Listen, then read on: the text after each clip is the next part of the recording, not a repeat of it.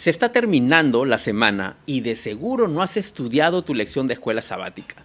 O tal vez sí. Este video es para darte otros puntos de vista y te ayude no solo a estudiarlo, sino también a poder compartirlo en tu grupo de estudio o en tu iglesia el día de mañana. Estas son las 5 enseñanzas. Primero, Pablo, el prisionero de Jesucristo. Imagina que estás viviendo tu mejor momento ministerial, lleno de planes, sueños y energía, y de pronto todo se detiene. Cadenas, muros, silencio. Muchos dirían, aquí se acabó el propósito, pero Pablo nos enseña que cuando Dios es el dueño de tu vida, ni siquiera una prisión puede detener su misión. Los textos bíblicos claves se encuentran en Efesios 3:1. Por esta causa, yo Pablo, prisionero de Jesucristo, por vosotros los gentiles. Y Filemón 1:1.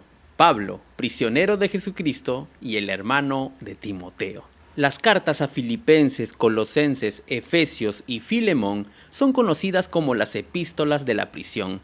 La mayoría de los estudiosos concuerdan que Pablo las escribió durante su encarcelamiento. Esto fue en Roma entre los años 60 y 62. Aunque estaba bajo custodia rumana, Pablo no se consideraba prisionero del imperio, sino prisionero de Cristo. Desde esa prisión escribió 5 libros del Nuevo Testamento, demostrando que Dios puede usar incluso los momentos más oscuros para traer luz eterna.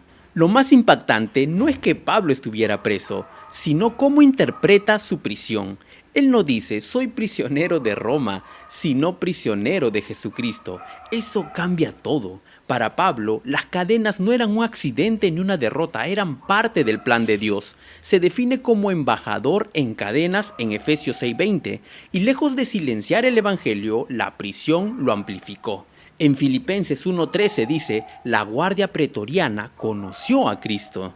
En Filipenses 4:22, miembros de la casa del César se convirtieron. Donde el enemigo veía encierro, Dios veía un púlpito. Donde había vigilancia, Dios sembró testigos. Tal vez hoy tú también te sientes encadenado en una enfermedad, en una crisis económica, en un problema familiar o en una etapa que no entiendes.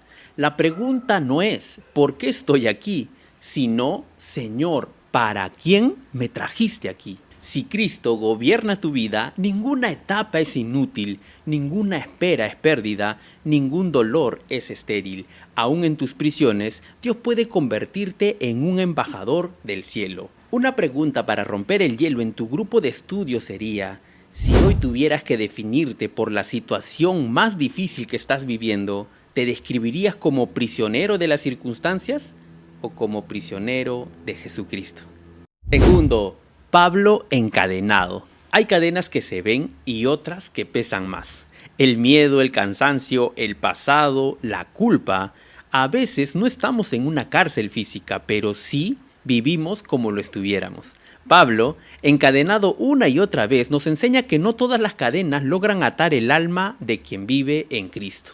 El texto principal se encuentra en 2 de Corintios 4, 7 y 9. Pero tenemos este tesoro en vasos de barro, para que la excelencia del poder sea de Dios y no de nosotros, atribulados en todo, mas no angustiados, en apuros, mas no desesperados, perseguidos, mas no desamparados, derribados, mas no destruidos. Pablo no fue a la cárcel solo una vez, su encarcelamiento fueron varias veces a lo largo de su ministerio.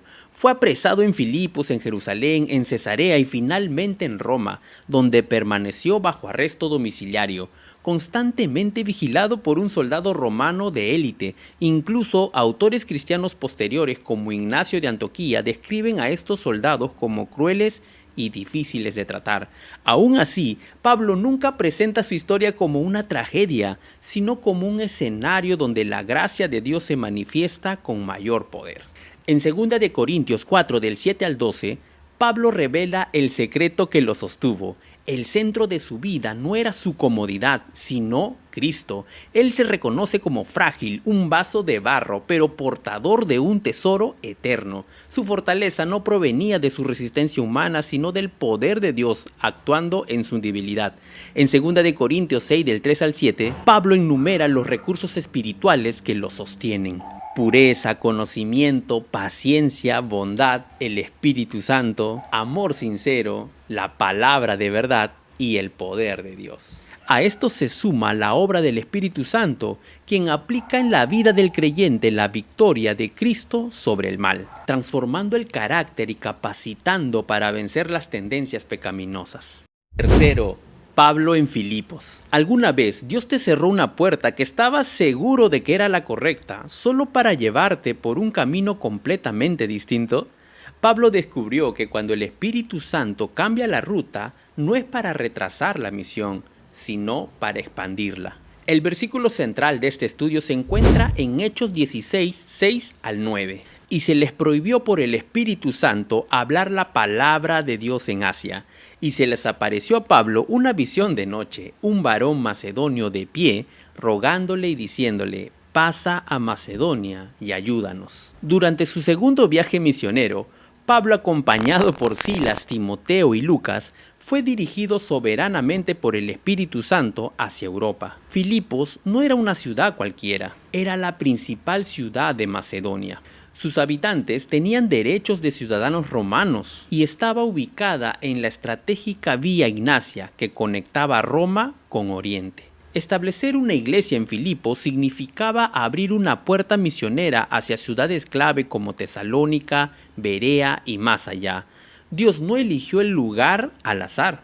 Aunque Filipos era profundamente romana en cultura y lengua oficial, el latín, el evangelio se difundió en el idioma del pueblo, el griego. Pablo comenzó su ministerio con oración, no con multitudes. Junto a un río, allí Lidia, una mujer empresaria, abrió primero su corazón y luego su casa. Más tarde, la injusta prisión de Pablo y Silas se convirtió en otro púlpito misionero. Un canto en la noche, un terremoto provisional y un carcelero desesperado terminaron con la conversión de toda una familia. El Espíritu Santo sabía que Filipos sería una base misionera clave. Permitió la persecución porque incluso el dolor puede ser una estrategia divina para alcanzar corazones. Muchas veces nos frustramos cuando Dios cambia nuestros planes, pero Filipos nos enseña que Dios ve más lejos de lo que vemos nosotros. La obediencia al Espíritu abre puertas que nunca imaginamos. La oración, la fidelidad y el testimonio en medio de la prueba siguen siendo herramientas poderosas para el Evangelio. Tal vez hoy no estás en el lugar donde pensabas estar, pero si Dios te llevó allí, alguien necesita escuchar de Cristo a través de ti.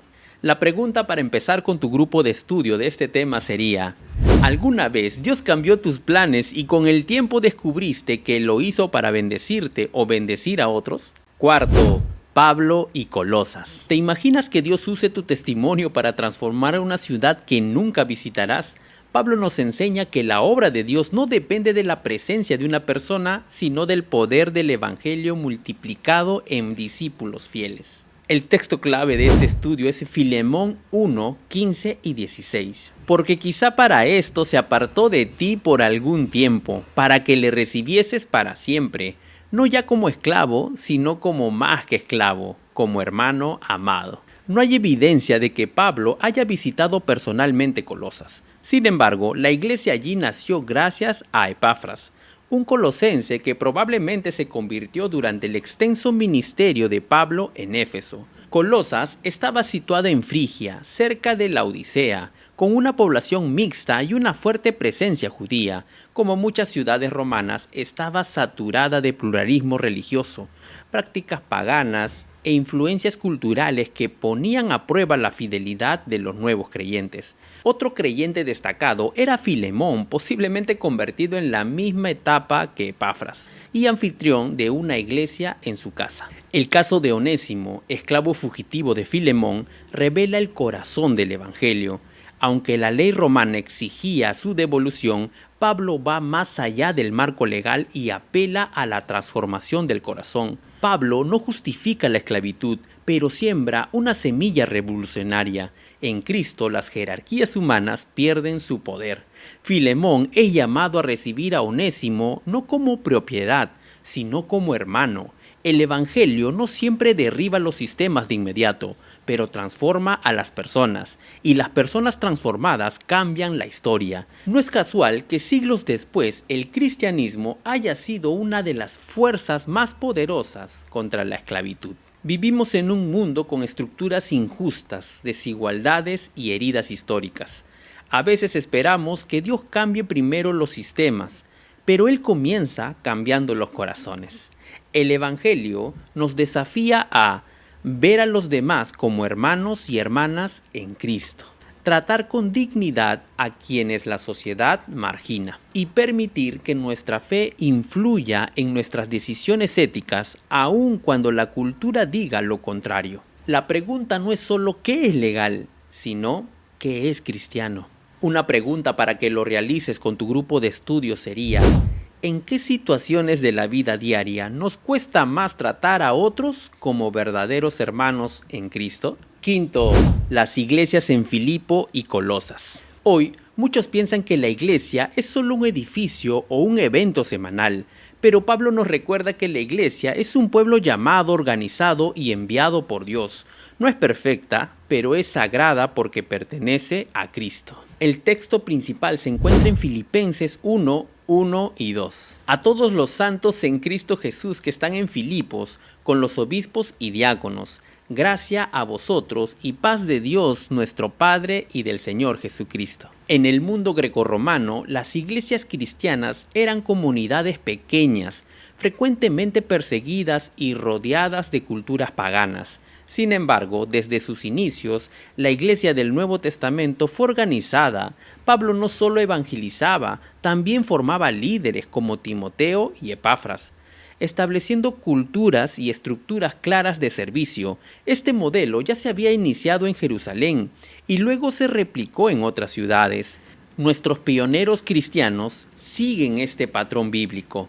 Entendieron que la misión requiere también organización. Cuando Pablo llama a los creyentes santos, no está hablando de personas perfectas ni de una canonización especial, sino de gente apartada para Dios mediante el bautismo. Son santos por su posición en Cristo, no por sus méritos. Además, Pablo menciona obispos y diáconos, mostrando que la iglesia primitiva valoraba el liderazgo y la responsabilidad espiritual. En Colosas, al dirigirse a hermanos fieles, parece incluir especialmente a quienes ejercían ministerios específicos. La presencia de ayudantes como Timoteo no disminuía la autoridad apostólica de Pablo. Al contrario, demostraba que la misión se multiplicaba cuando se trabaja en equipo, siempre bajo la dirección del Espíritu Santo. Hoy, más que nunca, necesitamos recuperar esta visión bíblica de la iglesia. No somos espectadores, sino santos llamados a servir. La organización no es un obstáculo para la misión, sino una herramienta divina para extender el Evangelio. El liderazgo espiritual es una responsabilidad sagrada, no un título honorífico. Cuando cada miembro entiende su llamado, la iglesia se convierte en un movimiento vivo, no es una institución estancada. La pregunta para realizar en tu grupo de estudio de este tema sería: ¿qué cambia en nuestra manera de vivir la fe cuando entendemos que somos santos en Cristo y no simplemente asistentes en una iglesia? Hoy, Dios te llama a ver a la iglesia con otros ojos, no como un lugar al que asistes, sino como una familia a la que perteneces y una misión de la que formas parte. Decide decirle al Señor: gracias porque me llamaste santo en Cristo. Úsame donde estoy con los dones que me diste para edificar tu iglesia y extender tu reino.